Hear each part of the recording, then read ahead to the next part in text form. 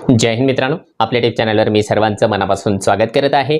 आजच्या या व्हिडिओच्या माध्यमातून आपण पवित्र पोर्टल शिक्षक भरतीच्या संदर्भामध्ये सध्या चालू असलेली शिक्षक भरती, किती जागांकरिता शिफारस यादी लागलेली आहे, त्यातल्या त्यात शिक्षण सेवकांना नियमित स्वरूपामधले शिक्षक पदाची जबाबदारी घेण्यापूर्वी द्यावी लागणारी जी परीक्षा आहे त्या संदर्भामध्ये झालेला मिसकन्फ्युजन असेल किंवा इतर जे काही महत्त्वाचे प्रश्न शिक्षक भरतीच्या संदर्भामध्ये सध्याच्या घडीला निर्माण झालेले आहे त्या सर्व प्रश्नांची उत्तरे आपण या आजच्या व्हिडिओच्या माध्यमातून देणार आहोत। कारण पवित्र पोर्टलच्या ऑफिशियल वेबसाईटला जे आहे एक प्रेस नोट आजच्या तारखेला प्रसिद्ध करण्यात आलेली आहे, त्याविषयी आपण सविस्तर माहिती या व्हिडिओच्या माध्यमातून जाणून घेणार आहोत। परंतु तत्पूर्वी आपण जर चॅनलवर नवीन असाल तर आमचं चॅनल सबस्क्राइब करा, साईडचं जे बेल आयकॉन आहे त्याला देखील प्रेस करा, जेणेकरून शिक्षक भरतीच्या संदर्भामधल्या कोणत्याही माहितीची अपडेट आपल्याकडून मिस होणार नाही। चला तर मित्रांनो, बघूया काय आहे त्या महत्त्वाच्या अपडेट्स आणि काय या ठिकाणी शासनाला अभियोग्यता धारकांपर्यंत मेसेज पोहोचवायचा आहे।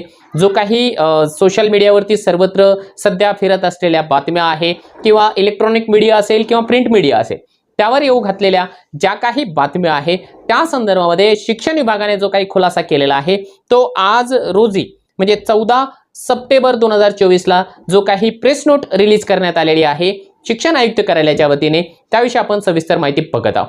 बघा या ठिकाणी जे आहे एक याचं टायटलच त्यांनी या ठिकाणी दिलेलं आहे की पवित्र प्रणाली मार्फत निवडलेल्या सर्वच शिक्षण सेवक किंवा शिक्षक यांना शिक्षण सेवक कालावधीमध्ये परीक्षा उत्तीर्ण करणे बंधनकारक असल्याबाबतच्या बातमीचा जो आहे तो खुलासा या ठिकाणी केला जात आहे। याचा अर्थ काय होतो आहे की सध्या जो सोशल मीडियावरती मेसेज आहे, सोशल मीडियावरतीच कशाला ज्या काही डॉक्युमेंट्स आपल्याला आतापर्यंत मिळालेले आहे शासनाच्या वतीने ऑथेंटिक, मग ते शिक्षण मंत्री महोदयांच्या मीटिंगचा अहवाल असेल किंवा याच्या पूर्वी जो शासन निर्णय निर्गमित झालेला आहे त्या शासन निर्णयामधल्या काही महत्त्वाच्या तरतुदी असेल, त्या दोन्ही तरतुदी आपल्याला सांगत होत्या की शिक्षण सेवक कालावधी संपल्याच्या नंतर या शिक्षकांना नियमित स्वरूपामध्ये शिक्षक होण्याकरिता एक परीक्षा द्यावी लागणार आहे। त्या संदर्भामध्ये बातम्या प्रसिद्ध झाल्यानंतर आता शिक्षण आयुक्त कार्यालय काय खुलासा देतोय ते बघूया। बघा पहिला पॉइंट त्यांनी या ठिकाणी दिलेला आहे की स्थानिक स्वराज्य संस्था तसेच खासगी शैक्षणिक व्यवस्थापनांना त्यांच्या व्यवस्थापनातील शिक्षकांची रिक्त पदे भरण्यासाठी पवित्र पोर्टलवर 21,678 एवढ्या रिक्त पदांसाठी एकूण 19,986 पदांकरिता पात्र उमेदवारांची शिफारस या ठिकाणी करण्यात आलेली आहे। म्हणजे आतापर्यंत जेवढे राऊंड लागलेले आहे, जनरली 4 राऊंड आणि त्याच्यानंतर मुलाखतीचा 1 राऊंड, या सगळ्या राऊंड मधल्या उमेदवारांचा त्यांनी या ठिकाणी आकडा दिलेला आहे। तो आकडा आपल्या सर्वांना ऑलरेडी माहिती आहे, त्याच्यामध्ये काही विशेष नाहीये।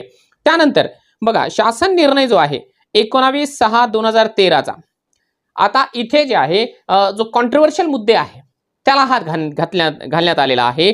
19/6/2013 चा जो काही शासन निर्णय आहे त्या शासन निर्णय अन्वये विहित केलेल्या धोरणात अनुसरून मुख्य कार्यकारी अधिकारी यांच्या मागणीप्रमाणे सेमी इंग्रजी माध्यमाचे शिक्षक उपलब्ध करून देण्याबाबत जो शासनाचं पत्र होतं 25 जानेवारी 2024 त्या अन्वये निर्देश आहेत। तसेच अशा शिक्षकांच्या नियुक्तीनंतर शिक्षण सेवक कालावधीमध्ये त्यांची कौशल्य चाचणी राज्य शैक्षणिक संशोधन व प्रशिक्षण परिषद महाराष्ट्र राज्य पुणे यांच्या अधीनस्थ प्रादेशिक विद्या प्राधिकरण छत्रपती संभाजीनगर इंग्रजी भाषेशी संबंधित तज्ञ संस्थेकडून घेण्याचे निर्देश देखील याच पत्रामध्ये देण्यात आलेले आहेत। सामान्य कुटुंबातील पाल्यांना जिल्हा परिषदेच्या शाळांमध्ये सुद्धा इंग्रजी माध्यमातून चांगले शिक्षण मिळावे व त्यांच्या पालकांना परवडत नसून इंग्रजी माध्यमाच्या खासगी शाळांवर अवलंबून राहावे लागू नये या दृष्टीने इंग्रजी विषयाची अधिक जाण असलेले शिक्षक या प्रक्रियेतून मिळण्याच्या हेतूने ही परीक्षेची तरतूद करण्यात आलेली आहे। म्हणजे एक गोष्ट त्यांनी या ठिकाणी सांगितलेली आहे की जे सेमी इंग्रजीवरती लागलेले जे शिक्षक आहेत त्यांना परीक्षा द्यावी लागेल, परंतु त्यांना देखील जे आहे कशा पद्धतीने द्यावी लागेल त्या संदर्भामध्ये खाली ते सांगतायत। या संदर्भामध्ये पवित्र पोर्टलला एक न्यूज बुलेटिन किंवा प्रेस नोट प्रसिद्ध झालेली आहे 30 जानेवारी 2024 ला, त्याद्वारे स्पष्टता करण्यात आलेली असून त्यानुसार संबंधित उमेदवारांनी आपापले प्राधान्यक्रम देखील नोंदवलेले आहे। हा भूतकाळ त्यांनी सांगितलाय। त्यानंतर सेमी इंग्रजी माध्यमाच्या रिक्त पदांसाठी उमेदवारांनी दिलेले प्राधान्यक्रम विचारात घेऊन शिफारस करण्यात आलेली आहे। पहिल्या टप्प्यामध्ये 1288 उमेदवारांची सेमी इंग्रजी माध्यमासाठी पोर्टल मार्फत शिफारस करण्यात आलेली आहे। आता यांचा जो उद्देश आहे तो जे साधन व्यक्तीची पदं आहे त्यांच्याकडे घेऊन जातो आहे, कारण या उमेदवारांपैकीच साधन व्यक्तीची पदं भरली जाण्याची शक्यता जी काही दाट आहे ती यावरून पुन्हा एकदा स्पष्ट होते आहे। आता जो कॉन्ट्रोवर्शियल मुद्दा आहे त्या संदर्भामध्ये त्यांनी स्पष्टीकरण दिलेलं आहे, त्याच्यानंतर आपण त्याच्यावरती बोलूया. एकंदरीत पाहता ही परीक्षा केवळ वर नमूद केलेल्या उमेदवारांपुरतीच मर्यादित आहे. पवित्र पोर्टल मार्फत निवड झालेल्या अन्य अभियोग्यताधारकांचा काहीही संबंध नाही. असे असतानाही वस्तुस्थितीची कोणतीही खातरजमा न करता अथवा शासन निर्णय न वाचता काही मंडळींनी समाज माध्यमाद्वारे काही वर्तमानपत्रांमध्ये शिक्षण सेवक कालावधीमध्ये सर्व शिक्षकांना पुन्हा एक परीक्षा द्यावी लागणार असल्याचे वृत्त प्रसारित केलेले आहे. आता त्याच्यामुळे साधारण व्यक्ती संदर्भामध्ये करायच्या कारवाईबाबत शासन स्तरावर अद्याप अंतिम निर्णय झालेला नाही. याबाबत प्रशासकीय प्रक्रिया पूर्ण झाल्यानंतर बुलेटिनद्वारे अधिकृत माहिती प्रसारित केली जाणार आहे. आता या ठिकाणी जे आहे शासनानं पूर्णपणाने आपला डाव बदललेला आहे. खऱ्या अर्थाने मित्रांनो आपल्याकडे दोन एव्हिडन्सेस आहेत. जर आपण बघितलं की जो जुलै महिन्यामध्ये माननीय शिक्षण मंत्री महोदयांची जी बैठक झालेली आहे त्यामध्ये जो काही मुद्दा आहे त्या मुद्द्यामध्ये एकच गोष्ट या ठिकाणी स्पष्टपणाने सांगण्यात आलेली आहे. त्यामध्ये असं इंग्रजी माध्यम, मराठी माध्यम, उर्दू माध्यम असं काहीही उल्लेख नाहीये. त्यामध्ये त्यांनी स्पष्टपणाने एक गोष्ट या ठिकाणी सांगितलेली आहे की जे शिक्षण सेवक आहेत, कारण आपण सर्वांना त्या गोष्टी ज्या आहे विथ प्रूफ या ठिकाणी दिलेले आहे. आपल्या टेलिग्राम चॅनल असेल किंवा इतर जे काही सोशल मीडियाची माध्यमं आहेत त्या माध्यमाद्वारे आपण सर्वांना त्या गोष्टी सांगितलेल्या आहेत. त्यामध्ये स्पष्टपणाने सांगण्यात आलेला मुद्दा असा होता की जे शिक्षण सेवक आहेत त्यांना सेवेमध्ये 3 वर्षाची सेवा झाल्यानंतर त्यांची परीक्षा घेण्यात यावी, नंतर त्यांना सेवेत कायम करण्यात यावे, परीक्षा परिषदेने त्यांची परीक्षा घ्यावी, याबाबत प्रस्ताव तयार करावा आणि याची जी जबाबदारी आहे उपसंचालक शिक्षक भरती प्रक्रिया यांना देण्यात आलेली आहे. आणि हीच गोष्ट आपण सर्वांना सांगितलेली आहे. कुणीही या ठिकाणी माझ्या माहितीनुसार जे आहे चुकीची माहिती देत नाहीये. फक्त या गोष्टीला झालेला जो प्रचंड विरोध आहे प्रत्येक माध्यमातून, अभियोग्यताधारकांनी तर या गोष्टीला विरोध केलाच आहे. शासनाची या ठिकाणी बदनामी झालेलीच आहे. परंतु इलेक्ट्रॉनिक मीडिया असेल, प्रिंट मीडिया असेल किंवा सर्वसामान्य महाराष्ट्राची जनता असेल त्यांनी या गोष्टीला विरोध केलेला आहे. म्हणून रातोरात या ठिकाणी शासनाने आपली जी बाजू आहे ती पलटवलेली आहे आणि जे ती गोष्टी वस्तुस्थिती या ठिकाणी आपल्यापर्यंत पोहोचत होतो त्यांच्यावर त्या गोष्टीचं खापर या ठिकाणी फोडण्याचं कारभार चालू झालेला आहे असं मी म्हणेन. कारण आपण जर का या ठिकाणी GR वाचला किंवा हे परिपत्रक वाचलं, परिपत्रक म्हणण्यापेक्षा जे काही मीटिंगमध्ये झालेले जे काही मुद्दे आहेत, देण्यात आलेले जे निर्देश आहेत ते वाचल्यानंतर आपल्याला ही गोष्ट कळून जाते आहे. आता ठीक आहे, एक गोष्ट समाधानकारक आहे की त्यांनी सांगितलेलं आहे की सर्वांना परीक्षा द्यावी लागणार नाहीये. अन्यथा जे आहे आपल्यापैकी जेवढे उमेदवार या ठिकाणी जॉईन झालेले आहे ते खूप खस्ता खाऊन या ठिकाणापर्यंत पोहोचलेले आहे. त्यांनी 10वी 12वी graduation, post graduation, net, set, PhD, D.Ed, B.Ed, TET, CTT इत्यादी परीक्षा पास करून, टेट परीक्षा पास करून इथपर्यंत आले होते. आणि पुन्हा त्यांना जर का 3 वर्षाचं या ठिकाणी जे आहे वनवास भोगल्याच्या नंतर, शिक्षण सेवक म्हणजे एक प्रकारे वनवासच आहे, 16,000 मध्ये घर चालवणं, ते पूर्ण केल्याच्या नंतर पुन्हा एकदा त्यांना सेवेमध्ये कायम करण्यापूर्वी जर परीक्षा घेतली जाणार असेल तर निश्चितपणाने जे आहे हे शासनाचं डोकं खरंच ठिकाणावर आहे का ही बोलण्याची वेळ आली होती. आणि ती सर्व अभियोग्यताधारकांनी आणि इतर लोकांनी देखील बोलून दाखवली. ती गोष्ट शासनाच्या लक्षात आल्यामुळे शासनाने जे आहे आपला शब्द या ठिकाणी फिरवलाय आणि जे लोक वस्तुस्थिती आपल्या समोर सादर करत होते त्यांच्यावरच ते खापर फोडण्याचं काम या ठिकाणी करत आहे. या बाबतीमध्ये आपली प्रतिक्रिया काय आहे की ज्यांनी ही माहिती पोहोचवली ते चुकीचे आहेत का शासन या ठिकाणी जे आहे आता दलबदलूपणा करतोय, ते निश्चितपणाने मला जे आहे कमेंट बॉक्समध्ये तुमच्याकडून ऐकायला आवडेल.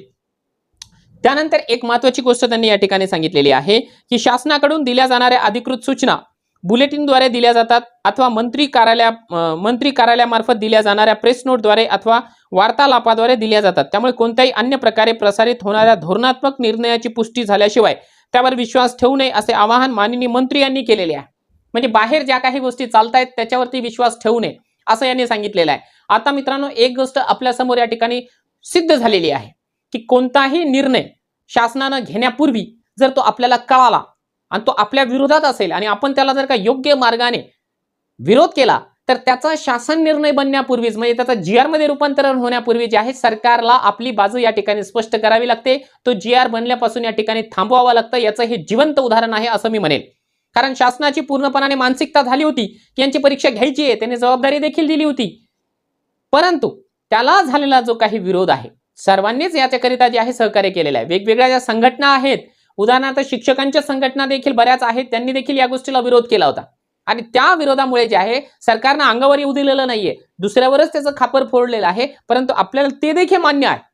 परंतु आपल्यासाठी चांगली गोष्ट ही झालेली आहे की पुन्हा एकदा परीक्षेला सामोरं जाण्याची आवश्यकता या ठिकाणी नाहीये. आता राहतो आहे प्रश्न जो काही साधन व्यक्ती पद आहेत त्या साधारण व्यक्ती पदाच्या संदर्भामध्ये देखील काहीसं स्पष्टीकरण या ठिकाणी आपल्याला मिळालेलं आहे. जरी 100% क्लॅरिफिकेशन नसेल तरी देखील मी याच्या पूर्वी जी गोष्ट सांगितली होती साधारण व्यक्तीच्या संदर्भामधली ती गोष्ट पुन्हा एकदा खरी होताना या ठिकाणी दिसत आहे. साधारण व्यक्तीची पदं ही जे निवड झालेले उमेदवार असेल त्यांच्यामधूनच भरली जाण्याची दाट शक्यता आहे.